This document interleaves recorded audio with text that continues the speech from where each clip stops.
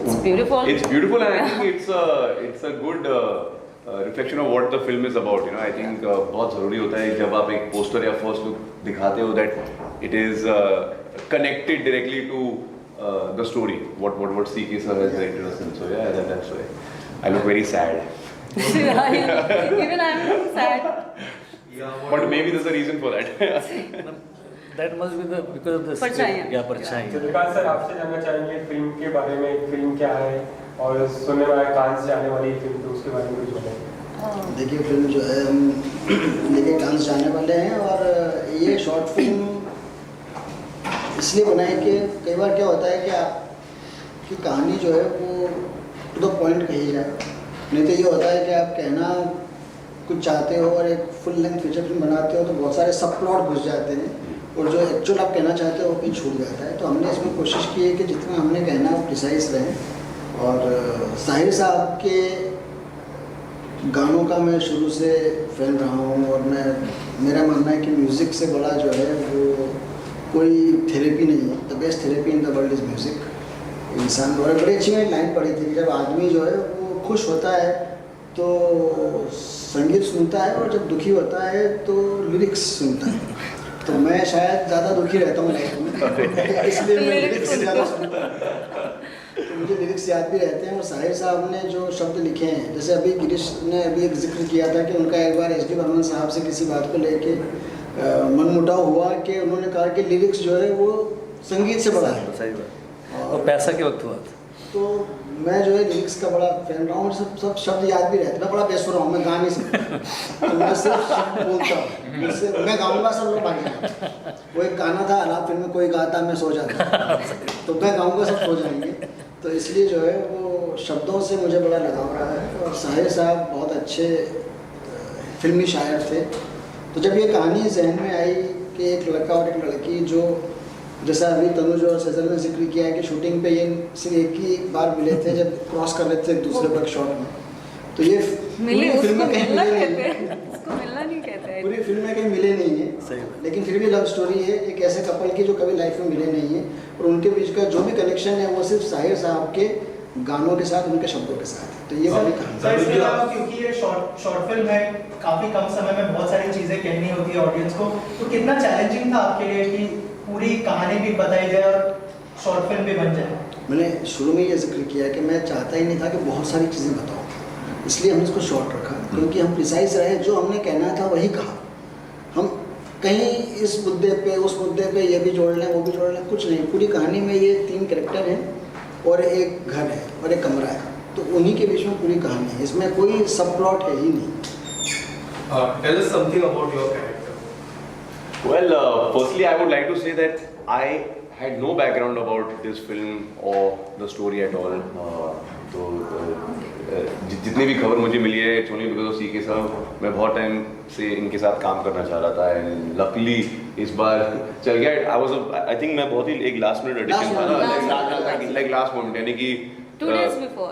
2 days before, तो preparation करने के लिए ज़्यादा वक्त मिला नहीं, तो मैं काफ़ी लाइक नर्वस था कि यार मैं पता नहीं क्या करूँगा। But he is so amazing. मैंने सामने से बता दिया कि यार ये शेर शायरी मुझे इसके बारे में ज़्यादा आइडिया नहीं है, तो he sat, he recorded all the lines. I would sit, I would listen to it, I would hear it, and is like music पे ज़्यादा ध्यान मत दो, लिरिक्स पे ध्यान दो। एग्जैक्टली जो उन्होंने अभी जिक्र किया, तो I try to do that, and hopefully जब आप सब फिल्म देखोगे तो it does not seem like I just joined 2 days before the shoot. We were actually a bit confused about the हाँ, story कि क्या बनने वाला है। एंड ऑल्सो ये जैसे कि सर ने कहा, it is a love story, but इस लव स्टोरी में ये 2 जो प्रोटैगनिस्ट है वो कभी एक दूसरे से मिलते नहीं है, like at the most in passing. तो वो बड़ा यूनिक था कि वो दोनों एक ही कमरे में है बट अलग अलग टाइम्स में। So to see that unraveling was very amazing, you know. तो बहुत मज़ा आया। Was it difficult because we have seen you hitting those sixes on the ground, and now the Sher Shayari is completely different? I'll tell you honestly, hitting sixes at the ground is much easier than all this, यार. Because वहाँ पे तो obviously practice है, मैं काफ़ी time से करता आ रहा हूँ, but for me this was very very new, यार। तो इनिशियली और क्या है कि मैं सोचता हूँ अंग्रेजी में और फिर मैं कहता हूँ हिंदी में। So now unfortunately that is, और मैं सबसे कहता हूँ कि like that is a problem, you know, like तो टिपिकल मुंबई का, या यू नो, लाइक मैं पहले झूपे रहता था, अभी मैं साउथ बॉम्बे में रहता हूँ। So the thing is our way of functioning is a little different. You know तुम्हें मैं जितने भी यंग अपकमिंग एक्टर्स और एक्ट्रेसेस में उनसे कहता हूँ कि यार get strong in Hindi, Hindi में सोचना शुरू करो.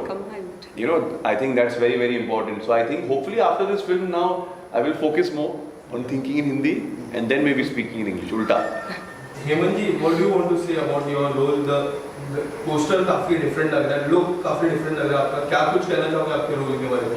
यार जैसे इस फिल्म में एक कनेक्टर साहिर लुधियानवी साहब हैं इन दो कैरेक्टर्स के बीच में, जो ये लोग मिलते नहीं हैं तो, लेकिन एक फिज़िकल कनेक्ट जो है वो मैं हूँ. तो जिस घर का कमरा है उस घर का मालिक मैं हूँ और I am also fan of Sahir Ludhianvi. तो हम तीनों के बीच में कनेक्ट है साहिर लुधियानवी साहब का, एंड इन दोनों के बीच में जो रिलेशनशिप है उसको रिवील करने का काम, लड़की को लड़के के सामने और लड़के को लड़की के सामने लाने का जो काम है थ्रू देयर शायरीज, वो काम मेरा कैरेक्टर करता है. तो अगर मेरा घर ना होता और मेरा कैरेक्टर ना होता तो बेचारे कभी प्यार कर ही नहीं पाते. सिद्धार्थ जी, आपके किरदार के बारे में थोड़ा सा बताइए. किस तरह का, मतलब लव स्टोरी तो है ही, लेकिन क्या क्या शेड्स देखने मिलेंगे? जैसे तनुज ने कहा कि आप लोग दोनों मिलते नहीं है लेकिन फिर भी लव स्टोरी है. हम तो वैसे काफी भी नहीं interesting मिले, होगा. हम शूट पे भी नहीं मिले और शूट के दौरान भी हम नहीं मिले. इसको कहते हैं method acting. It was quite difficult for me as well because मैं तनुज को कभी मिली नहीं थी और फर्स्ट टाइम हम स्क्रीन शेयर कर रहे थे विदाउट मीटिंग. एंड ये कैरेक्टर मेरे लिए थोड़ा सा डिफरेंट था. मैंने जो पिछले फिल्मों में या सीरीज़ में काम किया है उससे थोड़ा सा डिफरेंट था. इट्स अ शायराना कैरेक्टर. ऐसा कैरेक्टर मैंने कभी किया ही नहीं है. शायरी बोल रही हूँ एंड शायरियों में अपनी फीलिंग्स जता रही हूँ. तो बट मुझे अमृता कैरेक्टर प्ले करने में बहुत मज़ा आया and I actually want to thank you Tanuj and Hemant ji for being such a wonderful co-actor. So we had fun. तो क्या टेक था उसके ऊपर थोड़ा सा बताइए. और जैसे मैंने सर को पूछा था काफी कम समय में, तो इसके ऊपर बड़ी लेंथ की फिल्म भी बन सकती थी, तो आपने ऐसा कोई सजेशन नहीं दिया कि कोई बड़ी फिल्म बनाते हैं इसके ऊपर? देखिए, मैं चंद्रकांत को करीब 10-15 सालों से जानता हूँ और जब मैं सिनेमैक्स और पीवीआर हेड था उस वक्त प्रीमियर के सिलसिले में हम लोग मिलते थे. इनकी सारी फिल्में मैंने की और जब ये स्क्रिप्ट इन्होंने मुझे सुनाई कुछ 1-1.5 साल पहले, तो मेरे को बड़ा एक्साइटिंग लगा क्योंकि ये जो कॉन्टेक्स्ट है जिसमें एक्टर और एक्ट्रेस दो मेन कैरेक्टर्स एक दूसरे से मिलते नहीं, और ऊपर से साहिर साहब का बैकग्राउंड, मैं शायरी की समझ रखता हूँ, मुशायरे अटेंड करता हूँ. साहिर साहब, शकील, हसरत जयपुरी और जितने भी उस ज़माने के बड़े राइटर्स थे उन सबको पढ़ता रहा हूँ और मैं जानता रहा हूँ कि साहिर साहब के साथ एक बड़ी कहानी हो सकती थी. और साहिर साहब पे फिल्म बनाने का कई लोगों ने ऑलरेडी अनाउंसमेंट कर चुके हैं, कई बड़ी फिल्म बन चुकी है. हाँ, ऑफ कोर्स. पर इसमें क्या था कि चंद्रकांत साहब ने जब कहानी मुझे बताई उसमें साहिर साहब की कहानी नहीं थी. साहिर साहब बैकग्राउंड में थे. उनको कॉन्टेक्स्ट को लेकर, उनकी शायरी को लेकर जो किरदार उन्होंने गढ़े थे वो मुझे बहुत ऐसे लगे जो जिंदा है, ऐसे लगे जिनसे मैं रिलेट हो सकता हूँ. और आज की तारीख में ऐसी फिल्में ज़रूरी है जिससे लोग साहिर साहब की राइटिंग को जाने. आज जितने मशहूर गुलजार साहब हैं उस वक्त उतने मशहूर साहिर साहब हुआ करते थे और साहिर साहब का नाम सबसे बड़ा लिया जाता था और उसके बाद फिल्में शुरू होती थी. तो जितनी बड़ी फिल्में उन्होंने की उससे मुझे लगा कि इनकी कहानी में वो बात है, इसलिए मैं प्रोडक्शन से इनसे जुड़ा. और अब जब हम इनको इस फिल्म को कांस में लेकर जा रहे हैं तो उसमें सबसे बड़ा इसके पीछे का आइडिया ये है कि सारी दुनिया में साहिर साहब की ज़ुबानी ये कहानी लोगों तक जाए. हम इसका एक शोकेसिंग वहाँ करने वाले हैं, इंटरनेशनल प्रेस के सामने इस फिल्म को दिखाने वाले हैं. बहुत बड़े प्रोग्राम्स है, बहुत बड़े प्लान्स है इस फिल्म को लेके. सो इसकी पहली स्क्रीनिंग कांस में होगी. 16 तारीख से 28 तारीख तक कांस है, तो मोस्ट प्रोबेबली पहले वीक में हमको स्क्रीनिंग मिलेगी. उस स्क्रीनिंग के साथ ही साथ हम इंटरनेशनल प्रेस से भी इस फिल्म के बारे में बातचीत करेंगे. तो इस फिल्म की अपनी एक जर्नी है. फिल्म बनाने के साथ की जो जर्नी है ये आपको लोग एक्टर्स और डायरेक्टर्स तो बता ही रहे हैं, लेकिन इसकी एक्चुअल जर्नी आज से शुरू होती है.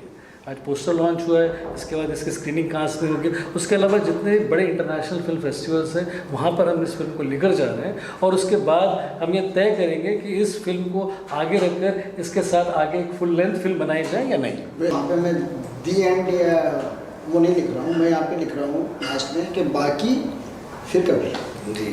क्योंकि अगर लोगों को पसंद आई और अप्रिशिएट हुई तो लड़का और लड़की मिले नहीं हैं लड़के का आगे क्या हुआ वो क्लियर नहीं है, तो हम आगे दोबारा इसको कंटिन्यू कर सकते हैं अगर दर्शकों को और क्रिटिक्स को पसंद आई तो। शाहिर जी की मैं बात करूँ तो शाहिर जी ने इतने सारे अवार्ड जीते। साहिर साहिर लुधियानवी। इतने सारे अवार्ड जीते जैसे पद्मश्री हुआ 1981 में या फिर फिल्म फेयर हुआ। So how does it feel to give tribute someone like a legend जो हमेशा लेजेंड है, किस तरह की फीलिंग होती है? बहुत अमेजिंग फीलिंग है। आई मीन देखिए जिस तरीके से मैंने इस पिक्चर को अप्रोच किया कि ये एक लव स्टोरी है, बाकी जो भी हो रहा था like he had to educate me because जैसे कि मैंने आपसे कहा मुझे ज़्यादा जानकारी नहीं, I do not want to pretend कि मुझे सब पता था, बट फॉर मी जब मैं एक एक्टर के तौर पे परफॉर्म कर रहा था, it is this beautiful love story between this boy and a girl and he was the catalyst, you know. तो for me that is what drew me to the project. जब sir ने मुझे narration दिया, so that is what struck me. I am like यार ये तो बहुत ही यूनिक सा कॉन्सेप्ट है, यू नो। और मैं वैसे भी शॉर्ट फिल्मों में बहुत मानता हूँ बिकॉज जब आप एक फिल्म में या थिएट्रिकल रिलीज में या वेब सीरीज में काम करते हो, there is that burden of expectation कि यार ये बॉक्स ऑफिस में कितना पैसे कमाएगी, कितने सब्सक्राइबर्स मिलेंगे, कितने व्यूज आएंगे। जब आप एक शॉर्ट फिल्म करते हो तो मेरे ख्याल से it's the purest form of film making. उसमें कोई कंटेमिनेशन नहीं है। आप ये सारी बातें ये सारी चीज़ें के बारे में नहीं सोचते हो, आप बस सोचते हो कि आप ऑनेस्ट रहे। ऐसे नहीं कि we are not honest when we are doing other mediums, but I started with short films. तो इसलिए अभी बहुत सालों के बाद मुझे ऐसा मौका मिला कि एक 25-30 मिनट के अंदर की ड्यूरेशन में एक प्रॉपर शॉर्ट फिल्म का हिस्सा।